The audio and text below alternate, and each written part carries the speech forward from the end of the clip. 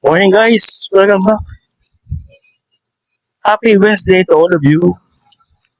Yun, shout out to all of you guys.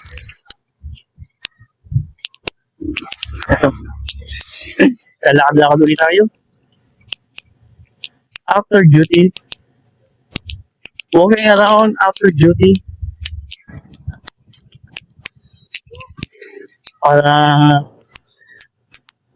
pabawi natin yung ating long sitting duty. Okay. Kumusta ka kayo guys? May you all have a wonderful Wednesday. Yun. Merkules na.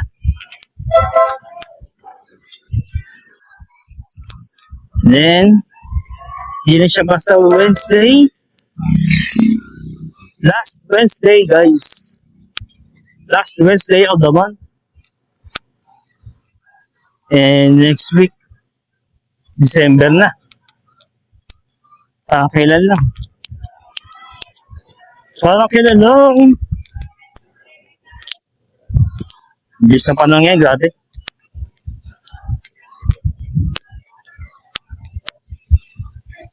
What a beautiful morning and sky blue. Yung sky blue na medyo may halong ulap.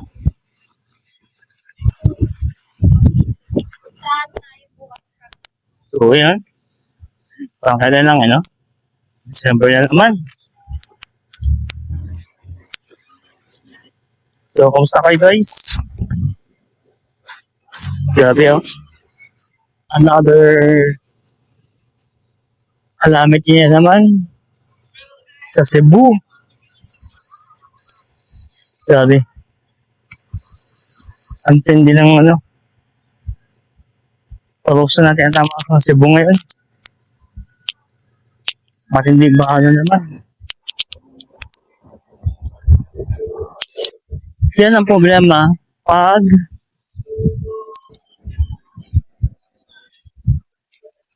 wala ng mga puno ang mga kabundukan. Kaya, ang bilis ng baha na lumaraga mula sa mga bundok na pinayuan ng mga subdivision. Sa dami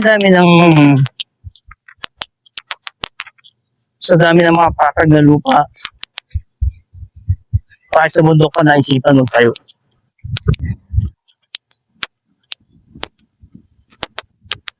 Diba? Hindi na naisip agad sa kakahukay nila ng mga bundok. Nawawala ng nagpundasyon ng ilalim na posibleng mauwi sa landslide. Kaya dapat maging strict ka na sa pag-mistake ka sa mga environment, lalo na sa mga puno na nasa kabundukan.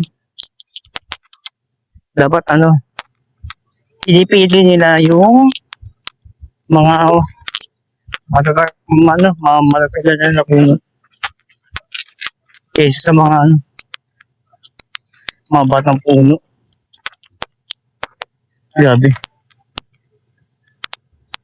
Lagi Cebu ang target ng parusa ng kalikasan.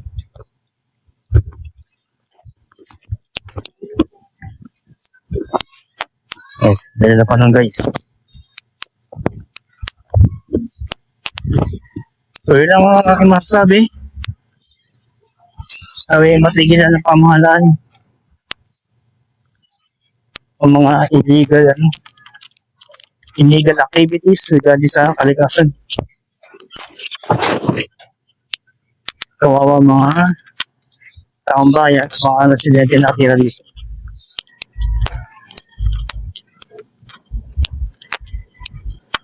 So, see you later guys. Dito tayo sa pamilihan. Papunta pamilihan tayo. si Jose down to P. Santos. So, have a great day, guys. God bless. Hello guys, what's up? Welcome back.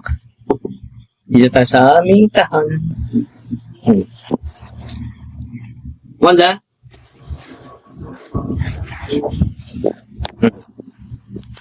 Kapag yung aking episode kahapon. So, ayun. Ayan. Pag-ibuhay ko rin ako sa aking mga pinamili.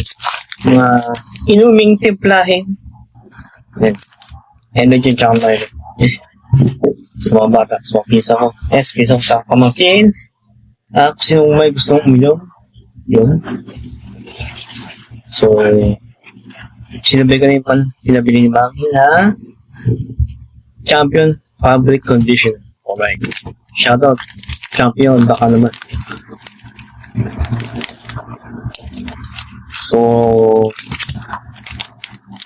buti maganda panahon. Kahit na paano, maglaan-laan ako. At nakapamili na rin ang kailangan. So, how's your day, guys? How's your day going? Busta kayo? Yan ang aming altar. Yan ang aming Wi-Fi globe. So, ayun. Galing ko I'm saying a while ago, yun, kailangan talaga magkaroon ng solusyon ng mga problema sa Pilipinas, lalo na yung Cebu, na pinag-iinitan na yun ng kalikasan. Lahat ng hagupit ng bagyo, natamasan nila. Kung masaklap pa ay maski ang mga ibang bansa ay tumatanggi na magpagawin ng helping aid ba yun? Or support aid. Dati ganun eh. Sa Yolanda, ang tindi ng ano.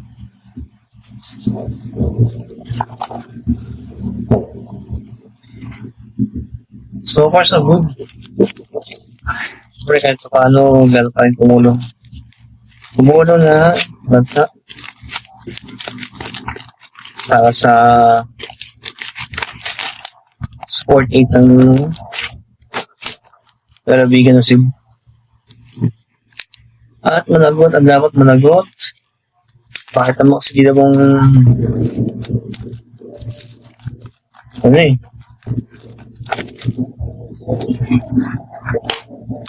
Ilawang housing ang bulubugdukan ng Cebu. Kaya ayun. Wala silang protection sa bagyo. Lalo pa silang hinahagupit ng bagyo. So, hopefully magkaroon ng ganyang sistema. Magkaroon ng solusyon. Managot at dapat managot. Well, kaya ng unang paglilit sa ginagawa.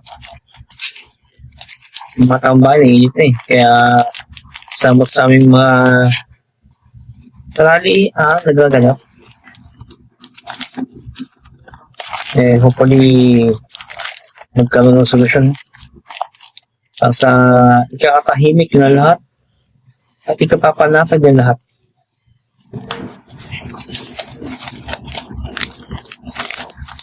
So, yun. That's all I can share for this today's topic. Isip ko po ito mga pinamili. So, shoutout po sa Birds Urban. Sa Birds TV. Kala din. Yun. Brand Boy, shoutout sa iyo, idol. Randa TV. Miss Ina Andulong. Shoutout po sa inyo lahat. And Spot Pinoy Podcast. Siyempre, di ba wala si Boss Inags. Boss Rice Velasquez, Mark Carino, yan. Team Sonyman, Black and Kai, sino pa ba? Si Day, yung ano, Yung Canada Pathway Stream. Day in Canada. Yeah. Sino ba? Sir Rod's TV, Rod's Channel, Sir Daddy Lou's Channel, Boss Actors Movie, yan, number 1.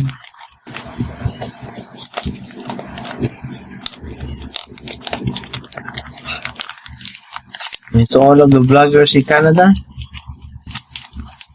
Idol ko po kayo lahat.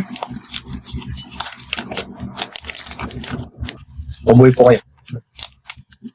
And more power to all of you guys.